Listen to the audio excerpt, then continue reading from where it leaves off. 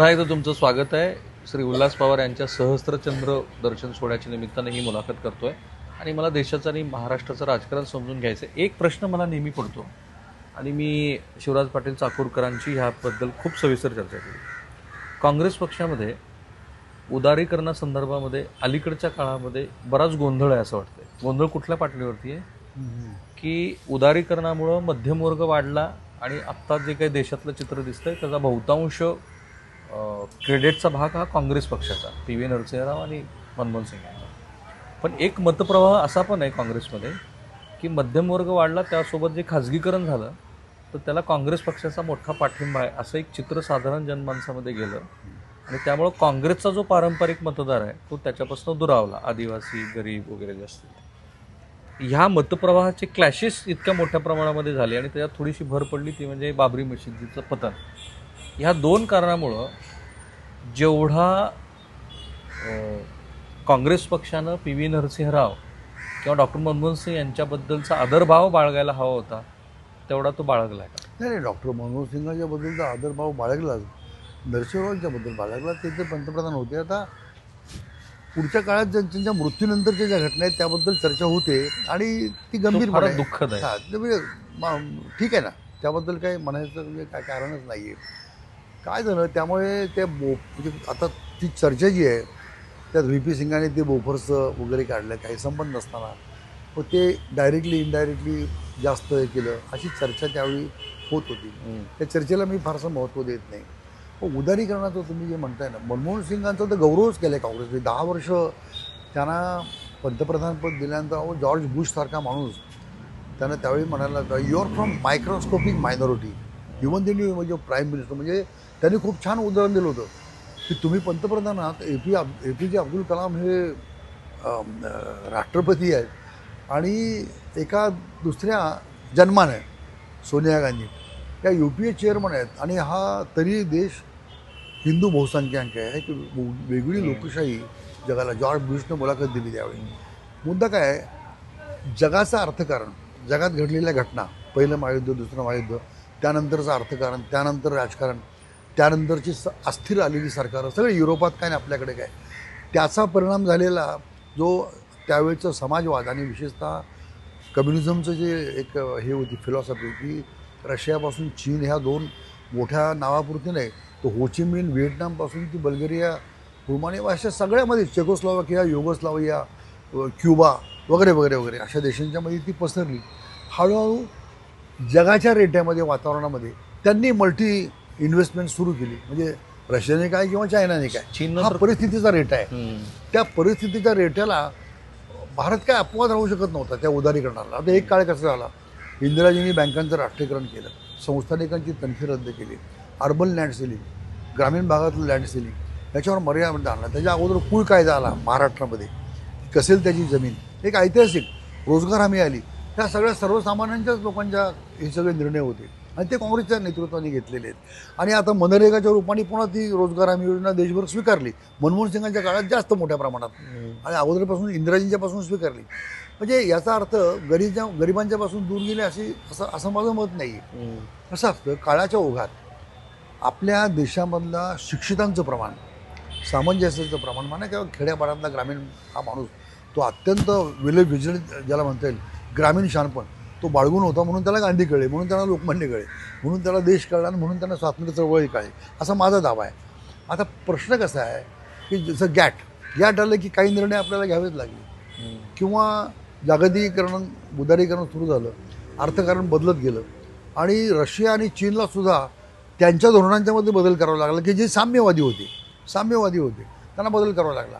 आणि आपला तर लोकशाही प्रधान, लोकशाही समाजवाद आणि मानवता समता यावर आधारित आपल्याला आपला हा देश आणि खंडप्राय देश, जगातले सर्व धर्म आपल्या देशामध्ये, सर्व भाषा आपल्या देशामध्ये, म्हणजे असं म्हणता येईल. सर्वांनी म्हणजे ब्रिटिशांनी मोठं राज्य केलं, पण पॉंडिचेरीच्या निमित्ताने फ्रेंच लोक आले, पोर्तुगीज आले, डच आले वगैरे वगैरे, अगोदर मोगल आले, सर्व येऊनही आपला देश टिकला. ही परंपरा आपल्या देशाची आहे. तर जेव्हा परिस्थितीप्रमाणे तुम्हाला काही निर्णय त्या वेळच्या सत्तेला घ्यावे लागतात, तसे कदाचित घेतले असतील आणि ते घेताना काही फायदे पण झाले आणि काही दुसरे पण म्हणजे तोटे पण झाले असतील.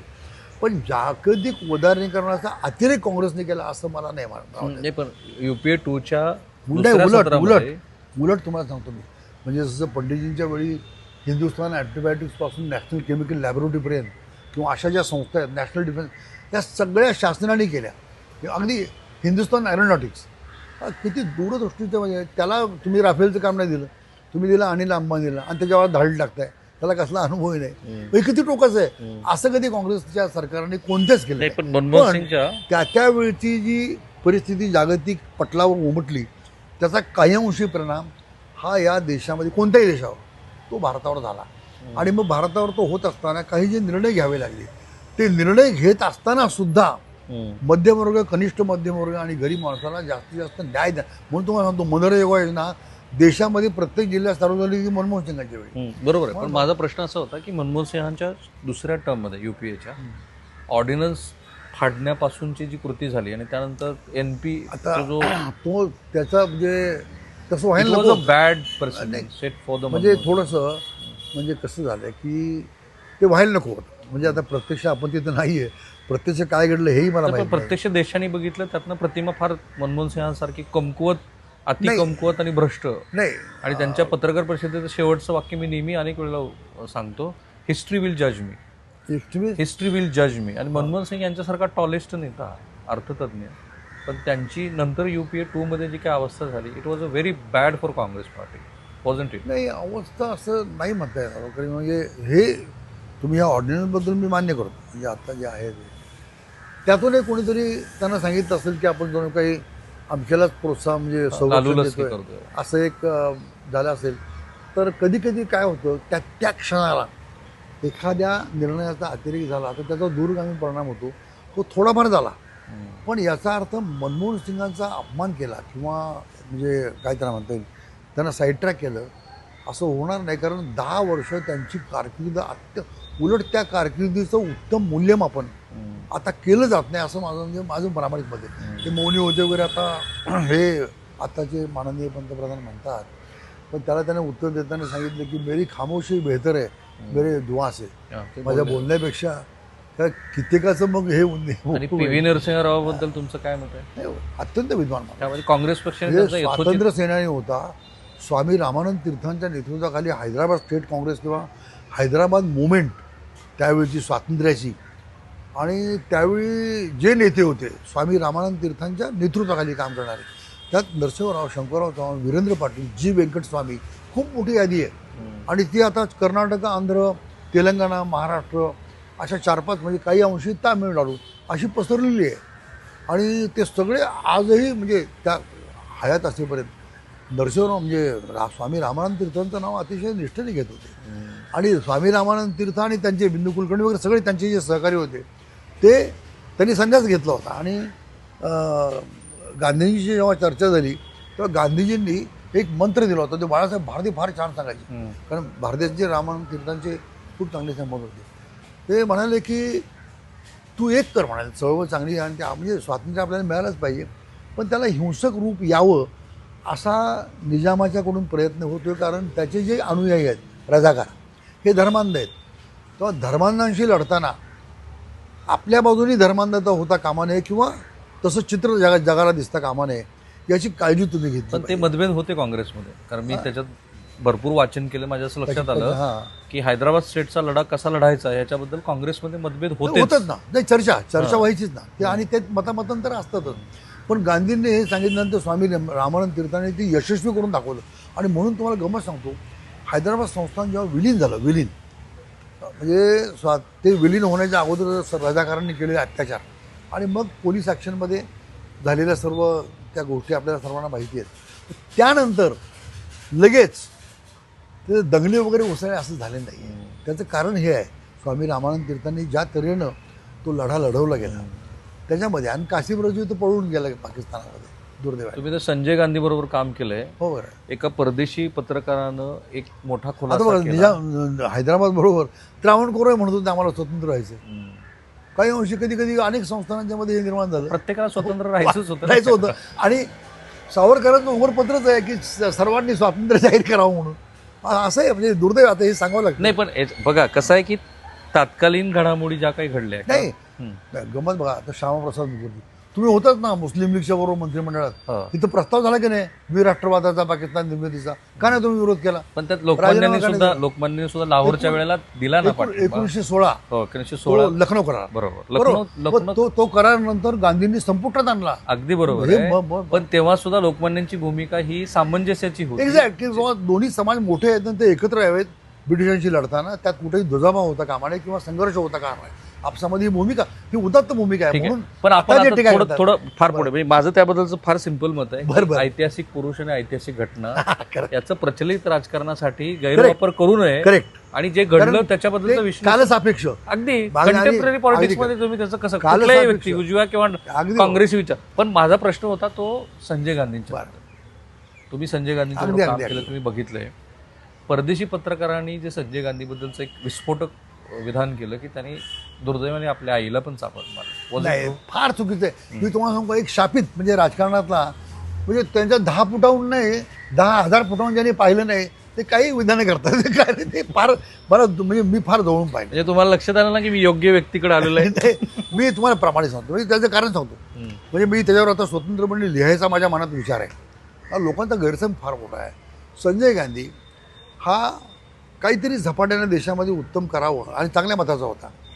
इंदिरा गांधींचा त्यांनी कधीही अपमान केलेला नाही. इंदिरा गांधींच्याबद्दल अत्यंत मनामध्ये, त्याच्या इंटरकास्ट मॅरेज आहे त्याच्या, ठीक आहे, त्याच्या लग्नाबद्दल काही मतमतांतर असू शकतील, आईलाही मान्य नाही असू शकतील, माहीत नाही. आपल्याला त्यांच्या कुटुंबातलं काय माहिती हो, असं त्या कुटुंबातलं माहीत नसताना जाहीरपणे हे मला माहिती म्हणणं म्हणजे काय नाही. कारण ते त्यांच्या पत्नीने माध्यमाला सांगितलं असल्यामुळं आपण ते म्हणू शकतो, ठीक आहे आपण डायग्रेस झालो. त्याला कारण वेगळे असतील काय माहीत नाही, ते जाऊ द्या. पण तरी सुद्धा त्यांनी असं दुजाभाव कधी इंदिराजींनी केलेलं नाही. त्याच्या मनातलं त्यांनी मनात ठेवलं, ठीक आहे. पण आईचं प्रेम हे दोन्ही सगळ्या मुलांच्यावर सारखंच आहे. म्हणजे राजीव गांधी असतील काय, संजय गांधी असतील काय. संजय गांधींचं साधे पण तुम्हाला मी सांगतो, जाड्या भरड्या खादीचा पायजामा शर्ट, कधीही त्यांनी इम्पोर्टेड स्वेटर फिटर, आपल्या भारतातली खादीची उलनची शाल, अगदी कडाक्याच्या थंडीत सुद्धा त्या माणसांनी, आणि कोल्हापुरी चप्पल, आणि बजाज टेम्पो मी त्यांच्यावर फिरलो. आता मला तुम्ही कधी कधी स्वतःच गाडी चालवायची. आता त्यामध्ये एक असायचं की आवाज मी धाडस ज्याला म्हणता येईल आपण, कधी कधी श्रमदान शिबिर. श्रमदान शिबिराची लोप पावत चाललेली गांधींची कल्पना त्यांनी सुरू केली.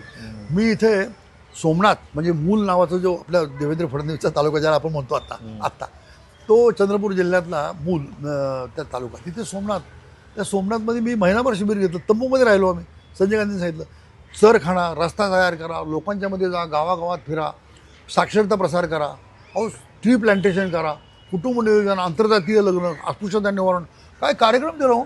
तुम्ही 75 सालच्या कार्यक्रमाला तुम्ही टिंगल केली, हे काय कार्यक्रम, झाडं लावा, आज कशाला ओरडता मग, सेव्ह अर्थ, वसुंधरा बचाव, पर्यावरण. ते त्यांनी 75ला म्हणजे आज 52 वर्षापूर्वी त्यांनी वृक्षारोपणाचा कार्यक्रम, तुम्ही टिंगल केली. हुंडा घेणार नाही, हुंडा देणार नाही, त्याची टिंगल केली. कोण पाळणार आहे म्हणाले. संजय गांधी महाराज 1000 लोकांनी शपथ घेतली मुला मुलींनी, आणि 100नी पाळली तरी मला आनंद आहे. संजय गांधी हुकुमशाह होते? नाही, बिलकुल नाही हो. हुकुमशाह असं कसं काय म्हणता येईल. त्यांनी कार्यक्रम राबवण्याकरता त्यांनी सोफिया संस्था जी इस्लाम म्हणजे संस्थेचे महाविद्यालय, तिथं जाऊन सांगितलं की हिंदू असो, मुस्लिम असो, कोणी असो, कुठल्याही धर्मामध्ये आपल्याला कुटुंब आटोपशीर असावं, म्हणजे हातपाय पसरावे ही म्हण कशा करता निर्माण केली म्हणला. असं काही नाही आहे. हे जे पसरवतात पण ते कुणी असू द्या, हिंदू मुस्लिम, हे चुकीचं आहे. हे धाडसाने सांगणारा माणूस होता. तर ते काही एका धर्माची बाजू किंवा हुकुमशाह असं नाही, असं आहे तुम्हाला सांगतो मी.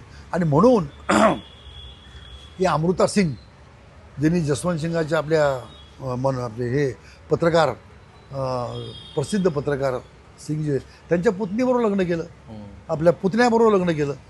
तिची आई ही मुस्लिम होती, ती कुटुंब नियोजनाचा प्रचार करायची. तर असं असताना त्यांनी उलटं सांगितलं की अल्पसंख्याक वस्तीमध्ये जा, दलितांच्या वस्तीमध्ये जा, गैरसमज दूर करा आणि कुटुंब नियोजनाला प्रोत्साहन द्या. अनेकांनी शिबिरे घेतली, त्याची टिंगल केली, आणि मग सांगितलं बळजबरीने नस कामतात. अरे असं बळजबरी कुठं, एखादा अपवाद म्हणजे काही सार्वत्रिक नाही हो. म्हणजे त्यांनी आज तुम्ही सगळ्याच पक्षाचे नेते, म्हणजे आता सांगितलं मी एका ठिकाणी गडकरींनी, लोकसंख्या हा एक आत्ताचा मोठा यक्ष प्रश्न आपल्यापुढे आहे. मग त्यांनी तेच सांगितलं ना. मग मला असं वाटतं की 75 सालापासून जर प्रामाणिकपणे कुटुंब नियोजन, जे जिल्हा परिषदेकडे काम होतं त्यांना पुरस्कार मिळायचे, ते जर राबवलं असतं तर कदाचित थोडीफार लोकसंख्या आज आटोक्यात असते, थोडीफार. ठीक आहे. पण मी तुम्हाला सांगतो, माझे कित्येक अल्पसंख्याकांचे मित्र आहेत, इतर समाजाचे, इतर जातीचे मित्र आहेत, जे कुटुंबियांच्या ऑपरेशनला पाठिंबा देतात, करून घेतात. ज्याला जाणीव आहे तो करतो. धर्माचं आता जे कुठल्याही गोष्टीचा धर्मासाठी वापर करणारे काही लोक असतातच. दोन व्यक्तीशी निगडीत हा प्रश्न आहे म्हणून, कारण आपल्याला राज्यातल्या नेत्याबद्दल बोलायचं. एक आहे संजय गांधी, दुसरा आहे इंदिरा गांधी. दुसरा इंदिरा गांधी. बरं. दोघांनी मिळून घेतलेला निर्णय तो म्हणजे आणीबाणी. हां, आणीबाणी. आणीबाणी ह्या दोघांनी म्हणून असं नाही, असं नाही आहे ते. तुम्हाला मी सांगतो, माझं स्वच्छ, कारण त्यावेळी मी भाषणं करत होतो आणि त्यावेळीच्या आणीबाणीच्या मी पाठिंबा दिलेला होता. आणि आजही माझी भूमिका जी आजप्रमाणे मांडली जाते त्याच्याशी सुसंगत नाही, याचं प्रामाणिकपणे सांगतो. हे तुम्ही आणीबाणीचं आजही समर्थन करता? नाही, समर्थन नाही. पुन्हा या शब्दाचा वापर फार गडबड होती. काय होतं लक्षात घ्या, 71चं युद्ध, पाकिस्तानचे 2 तुकडे, त्यानंतर 99,000 सैनिक जवळजवळ शरण आलेले, रिफ्युजी झालेले, युद्धावर झालेला खर्च आणि 72ला जगातला पडलेला महाभयंकर दुष्काळ, या सगळ्या पार्श्वभूमीवर जेव्हा इंदिराजी नेतृत्व करत होते या देशाचे, अनेक यक्षपक्ष त्यांच्यापुढे उभे होते आणि त्या सगळ्या प्रश्नांचा सामोरा करत त्या संकटाचा त्या प्रयत्न करत होते. म्हणजे स्वामीनाथन याच्यासारख्या शास्त्रज्ञाला विनंती करून, त्यांचा फार संबंध चांगला होता, त्यांनी सांगितलं आपल्याला स्वयंपूर्ण करायचं. जेव्हा अमेरिकेने आपल्याला द्यायला नकार दिला, त्यावेळी त्यांनी 2 वर्षामध्ये त्यांनी दाखवलं. आणि 77 साली इंदिराजींनी सत्ता सोडली तेव्हा 2 वर्ष या देशाला पुरेल इतका अन्नधान्याचा बफर स्टॉक होता. माझा दावा आहे. परकीय चलन होतं, किती तुम्ही बुडवलं, सगळे परकीय चलनही घालवलं. पुढच्या काळात तर सोनं घाण ठेवायची आपल्याला वेळ आली होती. ती नंतर मनमोहन सिंगांच्या काळामध्ये सगळं सोडून आणलं. ज्या सोन्यावर तुमची पत असते ते पतही तुम्ही घालवली दुसरं स्वातंत्र्य आणून. आता तो जाऊ द्या मुद्दा. तर गंमत काय की जेव्हा इंदिराजींनी, आणि या सगळ्या परिस्थितीमध्ये जॉर्ज फर्नांडिस होते ना, मोठे नेते कामगार, पण ज्या दुष्काळामध्ये उपाशी असलेल्या शेतकऱ्याला अन्नधान्य घेऊन निघालेली वॅगन आहे, रेल्वे, ती तुम्ही अडवता चक्काजाम करून. आणि बडोदा डायनामाइट केस काय आहे तुमच्यावर, साऊथ हॉलमध्ये तुम्ही शीख अतिरेक्यांच्या बरोबर जेवण करता एकत्र, हे सगळे फोटो आलेत ना. आणि त्यावेळेचे प्रश्न म्हणजे शीख अतिरेकी, बोडो प्रश्न, आसाम प्रश्न, इतक्या प्रश्नांनी सगळी सुरुवात केलेली आहे. आणि त्याची बीजनंतर 80-81 तुम्हाला दिसली आपल्याला. या सगळ्या प्रश्नांची सामना करत असताना काही कठोर निर्णय यावेळी घ्यावे लागतात. अशा पार्श्वभूमीवर जयप्रकाश नारायणच्याबद्दल मला खूप आदर आहे, कारण ते सर्वोदयामध्ये पण 2 प्रवाह झाले, ते गांधीवादी होते. पण एकदम पंडितजींच्या नंतर कोण तर जयप्रकाश नारायण, अशी जेव्हा लोकांची लोकमानसा होती तेव्हा तुम्ही राजकारणात बाहेर गेला आणि एकदम 75च्या नंतर आला. त्यांना यावं लागलं. नाही, यावं लागलं. इंदिराजींचं हे वर्तन बघूनच ते नाही, नाहीतर मेरी बिटिया म्हणून किती पत्र लिहिली, बरोबर ना. पण किती बिटिया म्हणून तुम्ही सैन्य आणि पोलिसांना सांगता आदेश पाळून. पण त्या वाक्याबद्दल पण पुन्हा बिलकुल नाही वाद आहे, नाही, वाद म्हणाले की नाही, कारण आले म्हणालेत त्याबद्दल सत्य वास्तव आहे, त्याचे पुरावे आहेत. म्हणजे सैन्याला आणि पोलिसांना तुम्ही आदेश पाळू नका, म्हणजे इनडायरेक्टली बंड हा शब्द नाही, पण आदेश पाळू नका याचा अर्थ काय, साधूंनी केलेलं उपोषण आहे. त्यावेळेच्या पार्श्वभूमीवर यशवंतरावजी गृहमंत्री होते अगोदर, गाई गोहत्या करता पोलिसांचं झालेलं आंदोलन आहे. या सगळ्या पार्श्वभूमीवर तुम्हाला सांगतो, अशा सगळ्या पार्श्वभूमीवर घटनेच्या कलमाचा जो बाबासाहेबांनी तरतूद त्यात केली ती करून आणीबाणी इंदिराजींनी जारी केली. घटनेचा कलम त्यांनी सांगितलेलं आहे, बाबासाहेबांनी ती तरतूद केलेली आहे. बरं, त्या जर समजा हुकुमशाही असता पण 77ला आणीबाणी विड्रॉ करून निवडणुकीला सामोरच गेल्या नसत्या. उलट एक तुम्हाला सांगतो, कुठल्याही अडचणीच्या काळामध्ये मी त्याचा साक्षीदार आहे. इंदिराजी मला नावाने ओळखायचा, मला अभिमान आहे त्याचा. आणि संजय गांधी, त्याच्या अगोदर प्रियरंजनदास मुंशीसारखा नेता, अंबिका सोनीसारखा नेता, माझे त्यांचे संबंध खूप चांगले. माझ्या घरी येऊन गेलेत अंबिका सोनी, प्रियरंजनदास मुंशी आणि संजयजी माझे खूप चांगले संबंध होते. अशा वेळी जेव्हा देश अतिशय गोंधळामध्ये होता, सगळ्या अशा भयंकर परिस्थितीत, तेव्हा इंदिराजी कुठल्याही काळामध्ये, संकट काळात विनोबांना भेटायला यायच्या आपल्या पवनार सेवाग्रामला. त्या आणीबाणीच्या वेळी पण 77च्या अगोदर त्या पवनार निर्मलाताई देशपांडे त्यांच्याबरोबर, पण तेव्हा निर्मलाताई बहुतेक असं करू नका असं सांगितलं. नाही, निर्मलाताई माझ्या घरी अनेक वेळा येऊन गेल्यात. मला त्यांनी सांगितलं ना की त्या गेल्या बाबांच्या पुढे त्या गुडघे टिकून, म्हणजे अतिशय नम्रतेने बसायच्या. आणि बाबांना म्हणालं की बाबा मी अस्वस्थ आहे, म्हणजे विनोबांना त्या बाबा मी अस्वस्थ आहे, मी काय करू. 2 शब्दात विनोबाने सांगितलं, मला निर्मलाताईंनी सांगितलं, शांतपणे दिल्लीला जा, जनतेला सामोरे जा, तू जनतेला सामोरे जा. इंदिराजी उठल्या, दिल्लीला गेल्या, क्षणात आणीबाणी उठवली, निवडणुका जाहीर केला, लोकांना सामोरे गेला. हो, निर्मलाताई त्यांच्याबरोबर होते. एक सच्चा काँग्रेसचा कार्यकर्ता त्यांच्या पक्षातले हे अंतरंग आपल्यासमोर मांडतोय, त्यांची जी काही विचारधारा आहे त्याला अनुसरूनच हे सगळं सांगतोय. त्यामुळं त्यांच्या सहस्त्रचंद्र सोहळ्याच्या निमित्ताने ही चर्चा असल्यामुळं मला प्रतिवादापेक्षा समजून घेण्याकडे जास्त रस आहे. प्रतिवाद तुम्ही या व्हिडिओच्या कमेंट बॉक्समध्ये करा. तुम्ही सुरुवातीपासून यशवंतरावांचा 3-4 वेळेला उल्लेख हो केला. खरं आहे. मला ज्या माणसाबद्दल कायम कुतूहल राहिले, कारण मी पत्रकारित आलो तेव्हा तर अत्यंत आदर तुम्हाला म्हणतो. साहेबांनी नुसतं प्रेम केलं म्हणून नाही, पण एकूणच त्यांची जी वैचारिक जडणघडण आहे किंवा स्वातंत्र्य आंदोलनाचा त्यातला त्यांचा जो सहभाग आहे आणि त्यांचं एकूण वागणं बोलणं, त्यांचे वक्तृत्व, त्यांची विचारधारा, याचा माझ्या मनावर खूप परिणाम होता. खूपच परिणाम. म्हणजे एक तर त्यांचं कौटुंबिक, त्यांचे पुतणी माझे मित्र होते आणि त्यामुळे माझं जाणं येणं असायचं सगळ्या परिवाराशी. शेकडो भाषणं, म्हणजे आता काय हा अतिरेक होईल शब्द कोणाला वावणार नाही, पण मी ऐकली. आजही माझ्या स्मरणात आहेत कुठल्या वेळी कोणतं त्यांनी भाषण केलं होतं. पण एका गोष्टीचं मला तुमच्याकडनं जरा जास्त सखोल विश्लेषण हवं आहे.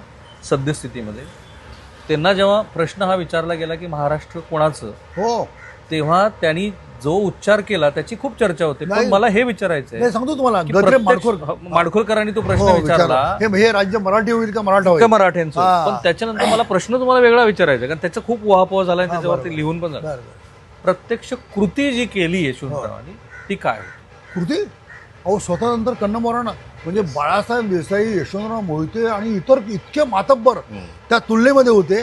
त्या सर्वांना दुखून त्यांनी कन्नमोरांना मुख्यमंत्री केलं. कन्नमोर कोण बिचारी, फ्रीडम फायटर, गांधीवादी, आंध्रमधनं मूळ आलेलं त्यांचं घराणं चंद्रपूरमधलं, बेताचा शिकलेला पण सच्चा काँग्रेसमॅन. जात बी कसं आहे, विदर्भ आणि हा भावनिक ऐक्यता निर्माण करायचं. पण त्यांचं एक वाक्य होतं, तुम्हाला मी आता पुढच्या ओघात सांगतो. कन्नमोरांच्या नंतर वसंतराव नाईकांना मुख्य 11.5 पावणे 12 वर्ष मुख्य. सर्वाधिक काळ राहिलेल्या सर्व पैकी. काळ कसा होता बघा, सामाजिक समता आणि जातीनिरपेक्षता कशी होती, जाती ऐक्य, त्याचंही फार यशवंतरावांनी फार सुंदर वर्णन केले. 11.5-12 वर्ष कुणी विचारलं कोण वसंतराव नाईक, कोणी जात अरे सगळ्या शेतकऱ्यांचा तो आवडता नेता होता, खरा शेतकऱ्यांचा. तो मराठा असतील ना तर माळे असतील ना तर आणखी कुणी श्रीमंत शेतकरी असतील, गरीब शेतकरी असतील, त्या प्रत्येकाला वाटायचं की हा शेतकऱ्यांचा नेता आहे. ही भावना निर्माण केली. म्हणजे प्रसंगी बाळासाहेब देसाई सारखे मातब्बर त्या तोडीचे नेते मनातून संतापलेले असतील, कारण त्यांची संधी गेली. पण ती संधी वसंतराव नाईकांना दिली त्यांनी आणि पुढे ती परंपरा महाराष्ट्राने कायम म्हणजे पाहिली. शेवटी कसं असतं, कोणत्याही देशामध्ये बहुसंख्या आणि अल्पसंख्या कसं होतं, लोकशाहीमध्ये संख्येला महत्त्व आहे दुर्दैवाने. आजसुद्धा कसं आहे, बहुमत म्हणजे काय, त्याच्याकडे सर्वात जास्त शक्ती आहे. पण ते बहुमत बाबासाहेब आंबेडकरांनी सांगितल्याप्रमाणे लोक प्रत्येक वेळी चांगल्या लोकांना निवडून देतील ही त्यांची अपेक्षा होती त्यांची. आता ती खरी झाली की नाही कोण वाटतो. उद्या हळूहळू समजा 100 मध्ये अपरिपक्व 90 लोक त्यांचं बहुमत झालं, तर त्या परिपक्व 10 लोकांनी करायचं काय, अशी अवस्था होत चाललेली आहे. यशवंतराव तर यशवंतरावजी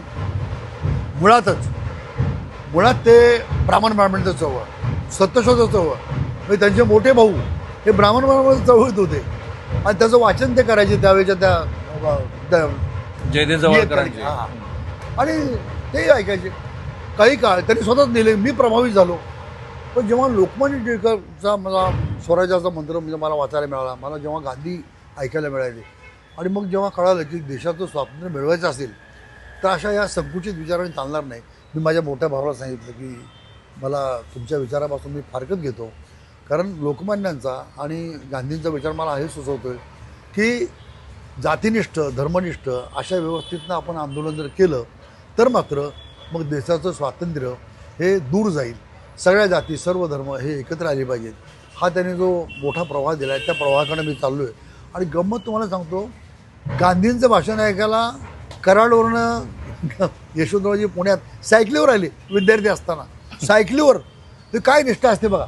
आणि ते आजच्या 8वीमध्ये किंवा 7वीमध्ये असताना केसरीवाड्यामध्ये वक्तृत्व स्पर्धा व्हायची आणि ती लोकमान्यांच्या नावाने त्या विद्यार्थ्याला पुरस्कार दिला जायचा. एक विषय दिला जायचा, ग्रामस्वराज्य हा विषय दिला. आणि यशवंतरावजी कराडवरून आले त्यावेळी काय 7वी-8वीमध्ये आले, स्पर्धेमध्ये भाग घेतला आणि पहिलं प्राईज मिळालं. आणि परीक्षक कोण होते, नचिम केळकर, महामहोपाध्याय, दत्तवान पोद्दार. लोक जेव्हा म्हणतात ना पेल होऊन देतो, अरे मी पाहिलं म्हटलं पेल काय होऊन देतो. लहानपणापासून त्या माणसाचं प्रगल्भ होतं. लहान होते, वय वर्ष 14. महर्षी विठ्ठलरामजी शिंद्यांचं भाषण होतं कराडला आणि ते ऐकायला गेले. पुढं बसले, महर्षी विठ्ठलरामजी शिंद्यांचं भाषण सुरू झालं. ते नोटबुकवर असं लिहून घेतं. 14-15 वर्षाचं वय. तर विठ्ठलरामजी शिंद्यांचं लक्ष होतं. यशवंतराव त्यांना भेटायला गेले. बाळा तू माझ्या भाषणाचे हो म्हणाले. तुझं नाव काय? यशवंत बळवंत चव्हाण म्हणाले. तर का बरं बरं. आणि एकदम काय वाटलं यशवंतरावजींना, ते म्हणाले सर तुम्ही माझ्या घरी जेवायला याल का? विठ्ठलराव शिंदेना काय त्यांनी आठवण सुंदर सांगितली. आश्चर्य वाटलं. 15 वर्षाचा मुलगा आहे, घरी विचारलं नाही काही नाही, आणि मला कसं काय जेवायला बोलवलं?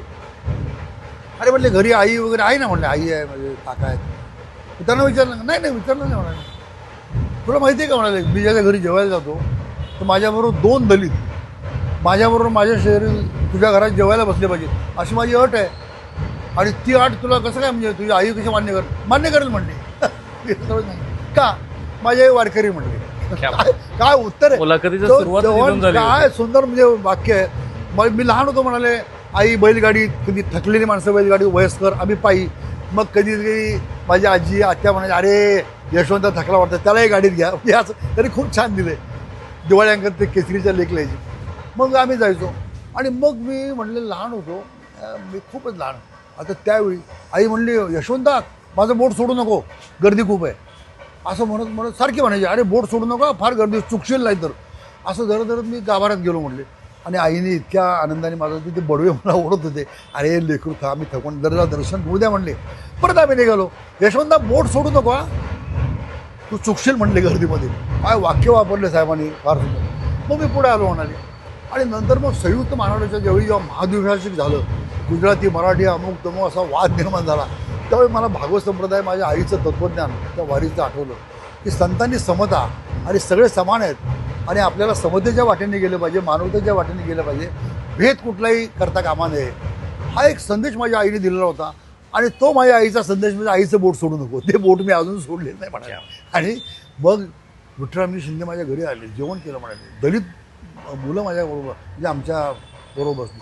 हे यशवंतरावांची जी विचारांची एक धारणा जी आहे ना, ती पुढं आणखी विकसित झाली. आणि ती त्यांच्या कृतीमध्ये ते एकदा म्हणाले होते की लोकशाहीचं वैशिष्ट्य काय म्हणाले, जशी जशी लोकशाही प्रगल्भ होईल ती प्रगल्भ आणि निकोप होत असताना जे प्रबळ आहेत किंवा जे सत्तास्थानी आहेत किंवा संख्येनं जास्त आहेत, हां जे किंवा आता व्यवस्थेमध्ये आहेत, त्यांनी हळूहळू आपल्यापेक्षा जे कनिष्ठ आहेत, गरीब आहेत, आत्तापर्यंत जे ज्यांच्यावर, अशा माणसांना वर उचलणं, त्यांना संधी देणं, ती उतरण बदलणं, हा लोकशाहीचा गाभा आहे. हे त्यांचं वाक्य आहे. आणि ते त्यांनी म्हणले मी पाळले.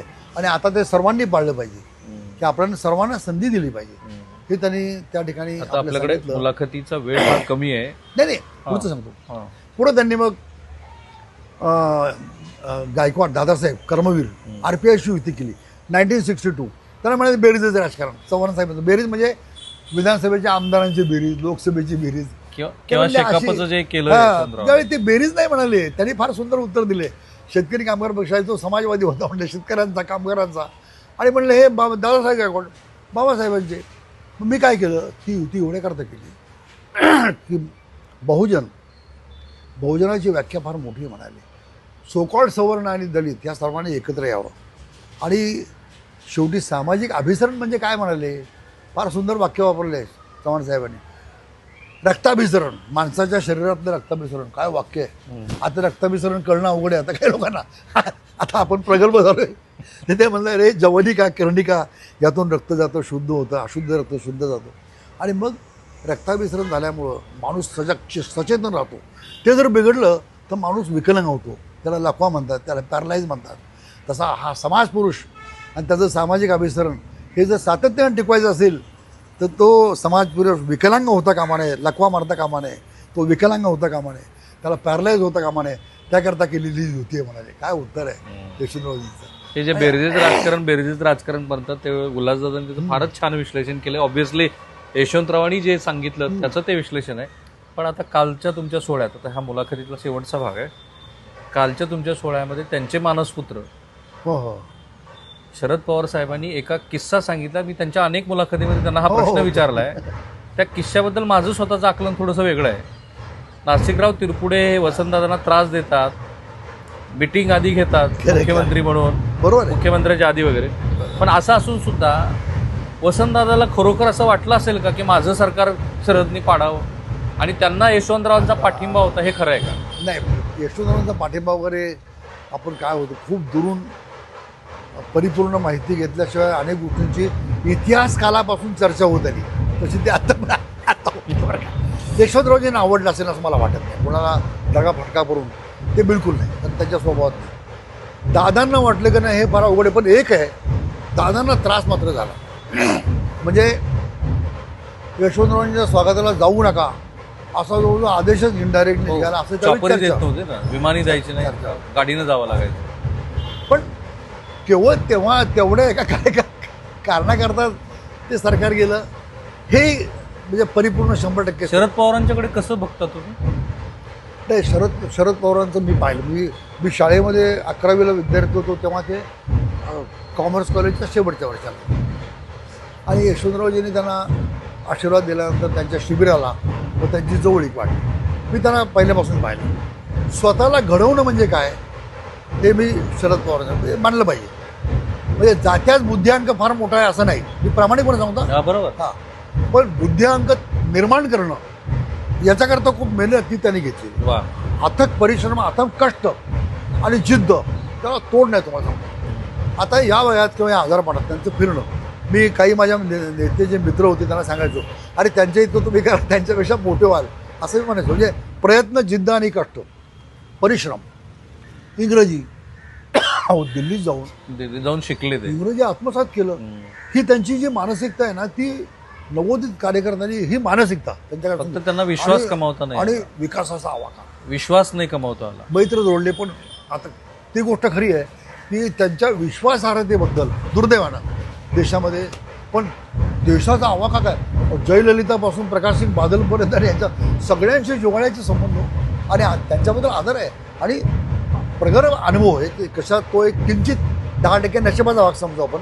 विधिमंडळापासून लोकसभा, राज्यसभेनं 50-52 वर्षाचा अनुभव, सत्तेचा अनुभव जवळजवळ 45, 46, 48 वर्षाचा, साधा नाही हो. आणि त्या अनुभवातून तसा अनेकांना संधी मिळाली, इतकी प्रदीर्घ फार थोड्या लोकांना मिळाली, पण ती त्यातून आपल्याला घडवत जाणं, विद्वान विचारवंत जोडणं, त्यांचा सल्ला घेणं, वाचन, आपली संस्कृती वाढवणं, किंवा समजा आपल्याला परिपूर्ण वाचनाला वेळ नसेल तर त्या पुस्तकाबद्दल चर्चा एखाद्या विद्वानाशी करणं, त्यातलं जिस्ट काय ते घेणं.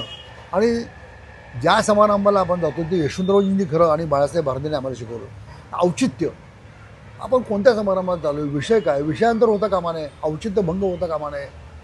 आता काहीच नाही, लोक विषय कुठला चाललाय, समारंभ कुठला चाललाय, भाषण कुठलं चाललंय, काय पत्ताच नाही. हे भान ठेवणाऱ्या नेत्यांच्या मध्ये ते काही जे नेते होते त्यापैकी ते एक आहे. आपण थांबूया इथे. तुमच्याही लक्षात आलं असेल आणि प्रेक्षकांच्याही लक्षात आलं असेल, एका अत्यंत मोठ्या व्यक्तीबद्दल मी तुम्हाला अजिबात एकही प्रश्न विचारलेला नाही, विलासरावांबद्दल. ते मी जाणीवपूर्वक केलेलं नाही, कारण मला मुलाखतीचे अनेक भाग तुमच्याबरोबर करायचे. त्याचं कारण आहे की उल्हासदादा यांच्याकडे जो तटस्थपणा आहे आणि इतका प्रदीर्घ त्यांनी राजकारण जवळून बघितलंय आणि बदललेलं समाजभान, पण ते एक उत्तम वाचक असल्यामुळं, उत्तम वक्ते असल्यामुळं, उत्तम गायक असल्यामुळं, ह्या सगळ्या कारणामुळे मला असं वाटतं की एक वेगळं परिमाण तुम्हाला ह्या मुलाखतीतनं दिसणार आहे. आणि मी प्रयत्न करेन की मला जेव्हा जेव्हा शक्य आहे तेव्हा त्यांच्याकडे येईन आणि जे तुम्हाला आणि मला समजून घ्यायचं ते मी समजून घेईन. मी पुन्हा एकदा सांगतो, मी प्रतिवाद अजिबात केलेला नाही. त्याचं कारण आहे की त्यांना मांडू द्या. तुम्हाला काय वाटतं ह्या मुलाखतीचे कमेंट बॉक्समध्ये टाकाच. कॅमेरामन निकेतन मानेसह मी Rahul Kulkarni, NDTV Marathi, Pune. Thank you sir.